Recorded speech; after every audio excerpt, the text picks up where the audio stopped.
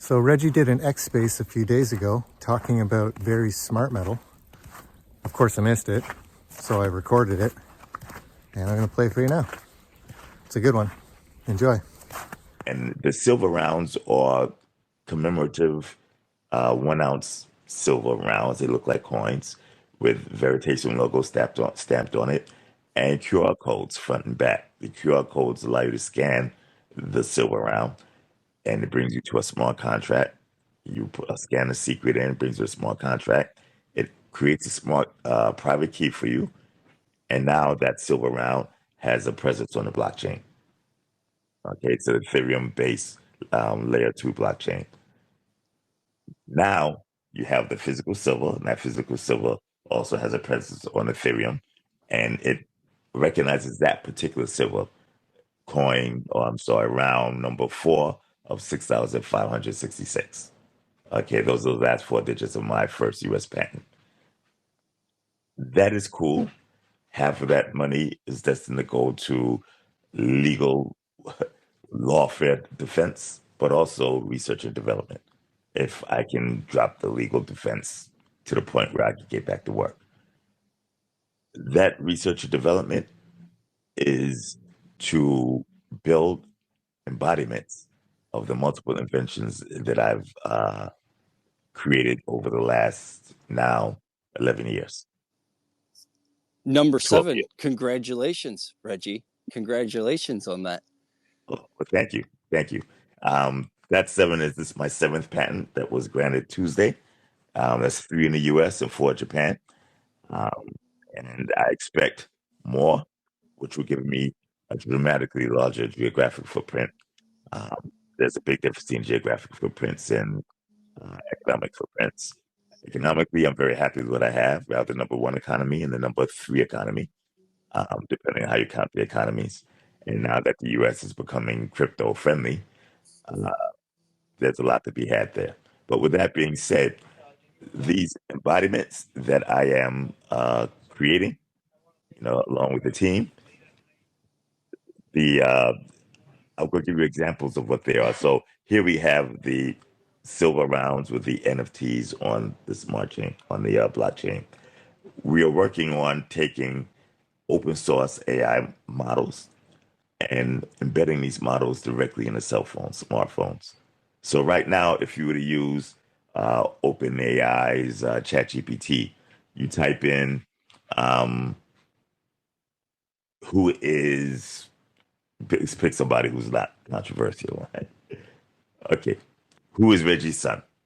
Okay, it takes that query, it sends it over to OpenAI servers. OpenAI servers runs it through its large language model, algorithms, training, etc. It sends an answer back to your cell phone and it gives it to you. Okay, that's cool, especially with the stuff that it can do. But the purchases of the silver rounds, if I'm able to pull this off. So when you buy the silver rounds, you're just getting an ounce of silver with a commemorative number, replica of my signature, etc. That's the only thing I'm guaranteeing. Okay. But as I'm working on it, there's a lot of things that I'm working on that I would love to deliver. I believe I can deliver, but I'm not going to promise. So we take a small, what they call distilled version of the AI model. It's a small AI model that's been trained by a bigger AI model. We're putting it on the phone, and then I am further training that model upon my inventions. There's 83 flavors of the invention thus far. 83. I'm sorry, that's not true. I didn't add up the Japanese version. So there's a lot. So there's roughly about 223 flavors of the invention. Okay, roughly. I say flavors, but they're actually called claims. Those are going, the AI model is going to be trained on those, become an expert on those. So it can use them easily and in quasi real time. And it's going to be embedded in the phone as an app. Then we're going to give that AI, that's an expert on doing trustless value transfer in hundreds of different ways. We're going to give it access to a private key in the phone. So now it can buy and sell and trade value and assets. Examples of this would be stable coins, USDC, digital yen, euro stable, Ethereum, Bitcoin, Solana. It can participate in dApps such as Uniswap, etc. And it can do extremely, extremely advanced transactions. The patents that I've been filing for and I've been granted cover a wide variety of embodiments. I'm not going to mention who may be using these inventions with or without licensure, but it's my opinion that a very, very wide swath of very successful entities are using them. So you get to see what they do. Now, here we have a silver round that has a secret that could use a register to get a private key, right? That private key rests on the blockchain. We have specialized AI that sits on the phone. This specialized AI does inferencing, reasoning. Basically, it thinks. So when you ask it a question, it will go and think about the answer to that question, and it will take time to think about it. It doesn't just say, who's the president of the United States? Donald Trump. No, it sits there and it thinks and it reasons. Okay, we take that reasoning power, we take the specialized training of my invention and everything else, we give it a private key so it has access to assets. It could do real-time transactions, semi-real time, as fast as base. So between a half a second and 3 second transactions. Now there's a lot that it can do. We're going to have it talk through its own encrypted communication layer. So now you could talk to other holders of the silver rounds directly. The actual AI does, the AI agent, which is software that has agency, can now talk to other holders of the silver rounds or anybody else who has access to this communication layer, which is separate from the actual blockchain. And so now you can make deals with each other. You can make deals with each other by saying, I want to buy the deed to this apartment building if it has a cash flow of X with a cap rate of Y, X, Y, and Z. Someone says, yes, I have something like that available. They negotiate between each other based upon the parameters and the transaction terms that you both agree on. You don't have to know that person or that entity. You don't have to trust them. We're setting up a trustless transaction where nobody can cheat each other or get lost economically over the chain. Okay, and both sides get to review the transaction terms before they agree. It is geographically agnostic, so that transaction could take place with somebody who's next door to you, or in Tokyo, or in Abuja, Nigeria, or across the street. These are examples of the embodiments that we're working on to embed into these silver rounds, or just to demonstrate what it is that we've been working on. Why did I pick cell phones? Well, one reason is because a lot of people have cell phones. Roughly 1 billion people globally have smartphones that operate at the iPhone 13 level or higher, which means you have compute power of 1 billion smartphones distributed globally.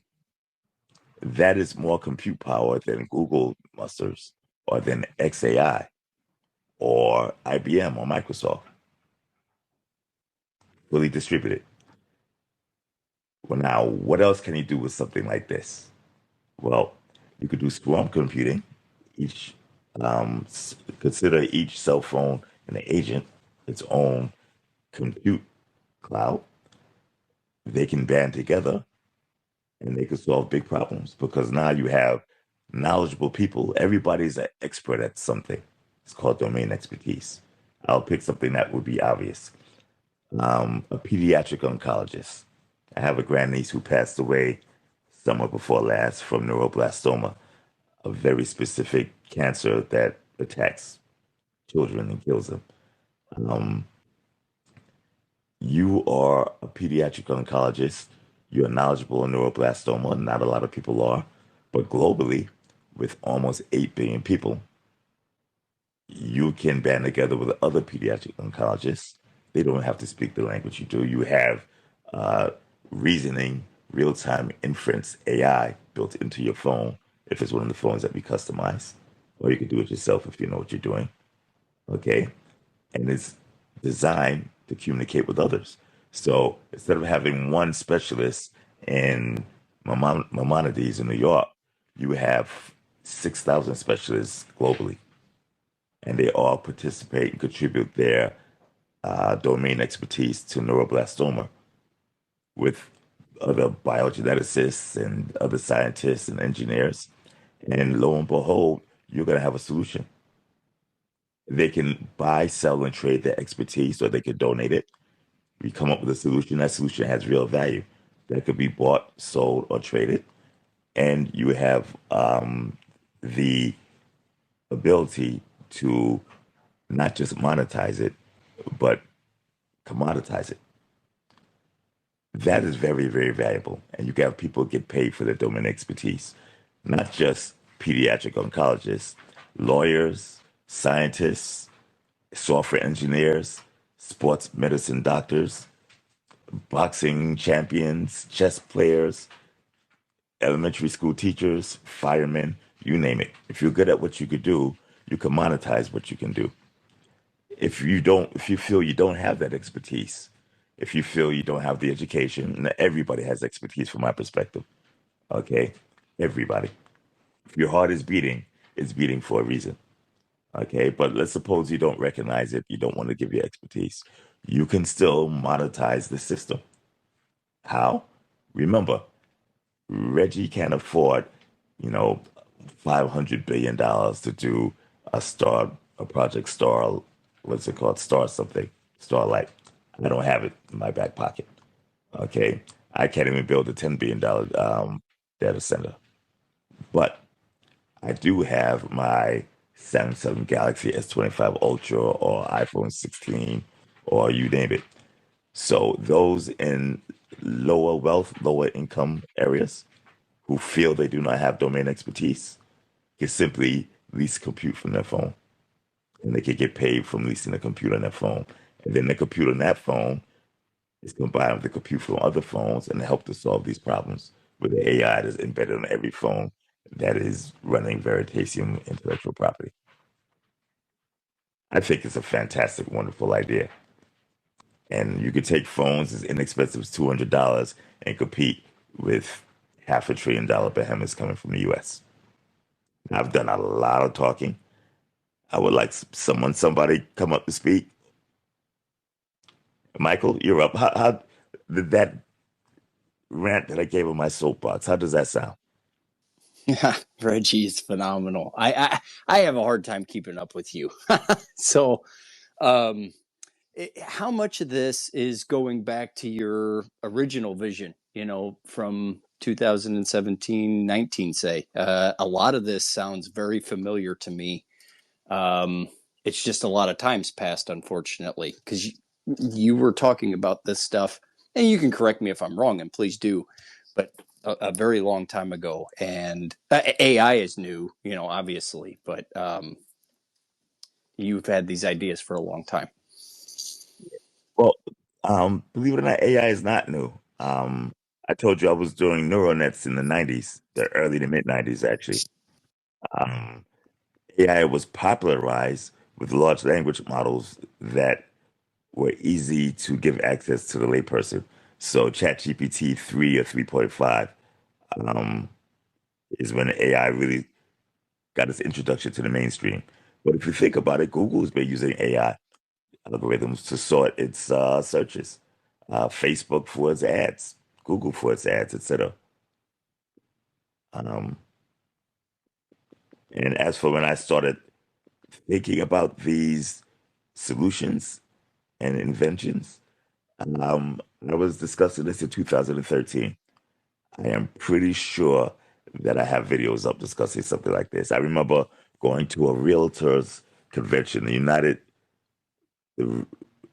U.S. Realtors, or the Realtors Association of America, or something like that, the biggest trade group. And I was discussing how we could use the invention that I put the patent applications in for doing house closings in near real time. where you have a buyer and a seller. You have smart contracts, or you have layered transactions that would act as a smart contract with escrows.